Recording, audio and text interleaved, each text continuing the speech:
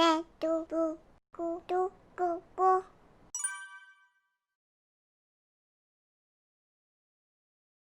새 신랑의 제주. 옛날 어느 마을에 아주 예쁜 딸을 둔 정승이 있었습니다. 정승은 딸을 금이야 오기야 정성껏 키웠었지요.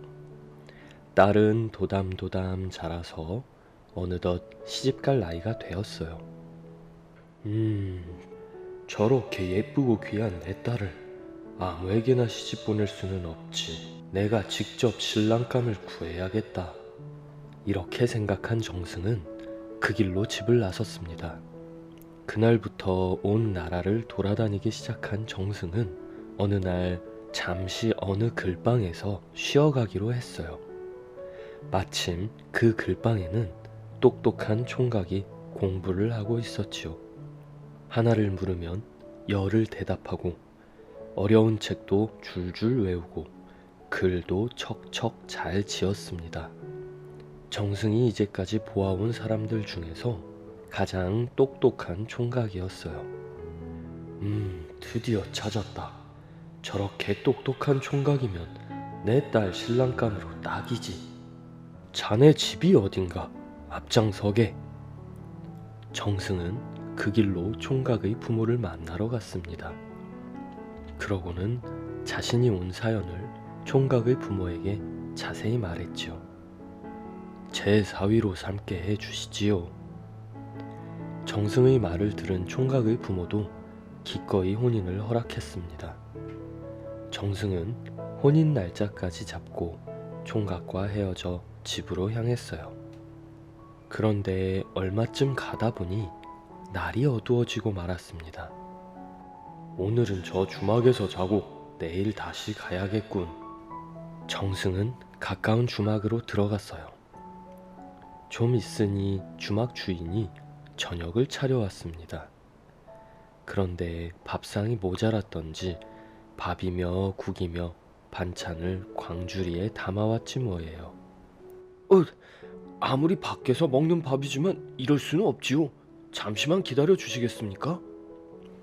그러면서 한 총각이 벌떡 일어나더니 잠시 후 근사한 밥상을 가져오는 것이었어요. 정승은 희둥그레져서 총각에게 물었습니다.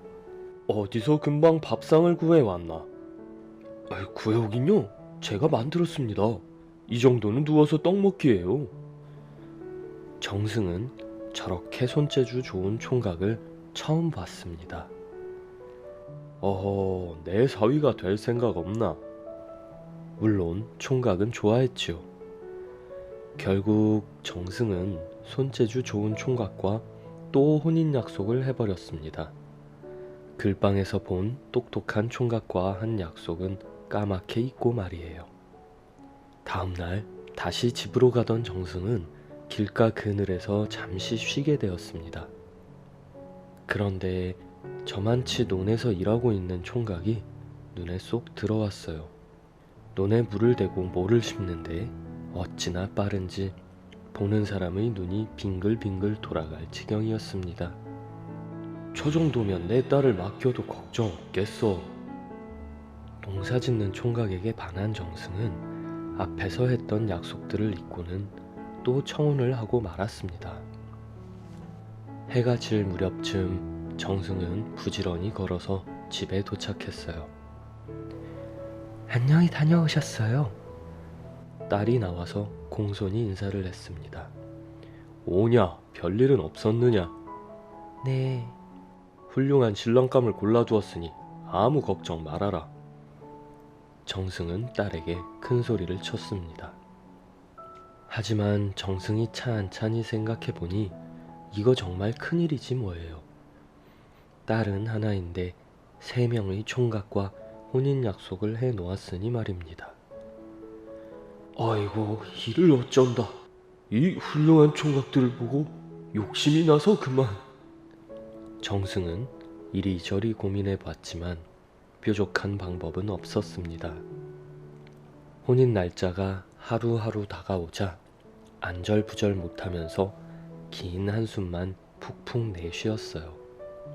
하루는 정승의 딸이 걱정이 되어 물었습니다. 아버지, 무슨 고민이라도 있으세요?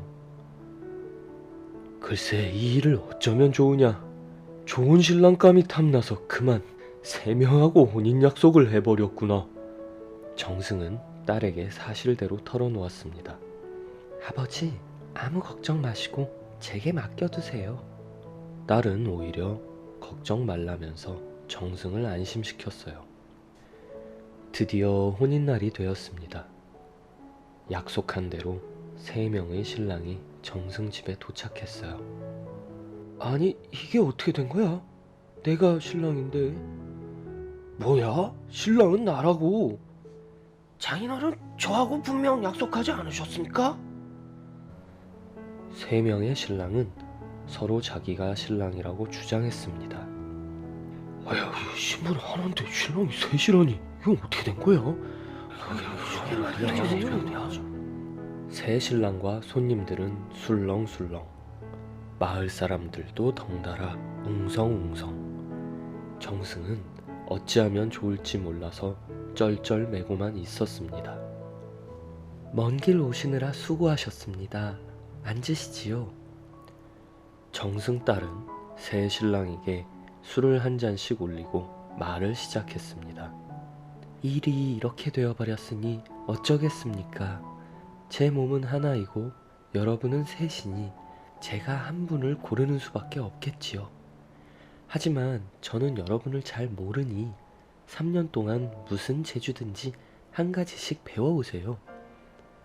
가장 좋은 재주를 가지신 분께 시집을 가겠습니다. 정승 딸의 말을 들은 새 신랑은 그 길로 신부의 집을 나섰습니다. 똑똑한 첫 번째 신랑은 계속해서 공부를 했어요.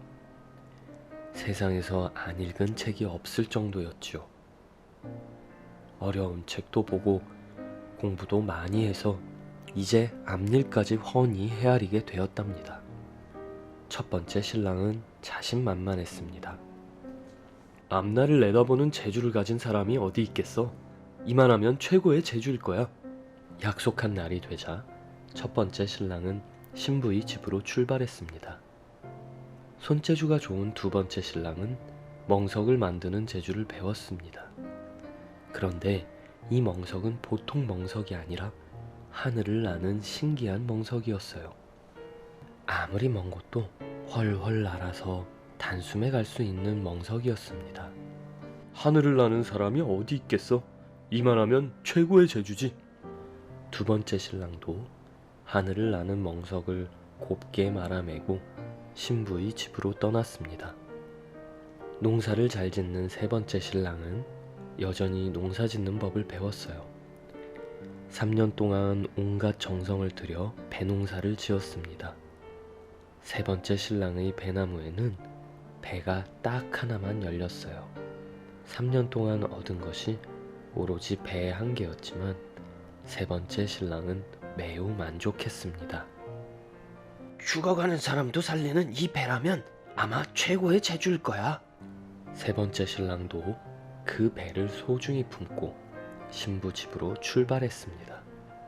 신부 집으로 돌아가던 새 신랑은 가던 길에 만나서 함께 가게 되었어요.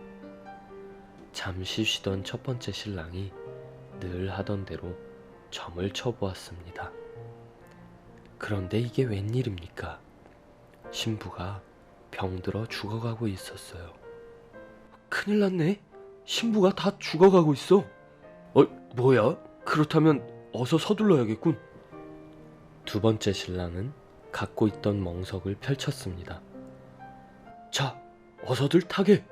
새 신랑은 멍석을 타고 훨훨 날아 신부 집에 도착했습니다. 도착해보니 정말로 신부가 정신을 잃고 누워 있었습니다.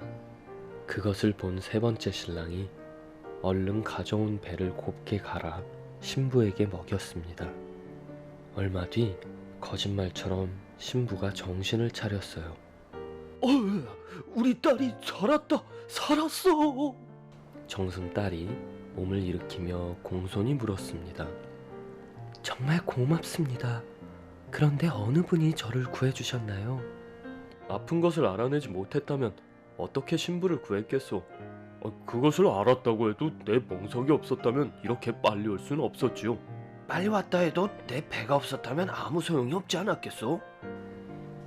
새 신랑은 서로 자신의 재주로 신부를 살렸다면서 티격태격하기 시작했습니다. 세 분의 재주가 모두 막상막하인지라 제가 쉽게 결정할 수가 없네요. 그러니 제 질문에 답해 주시기 바랍니다.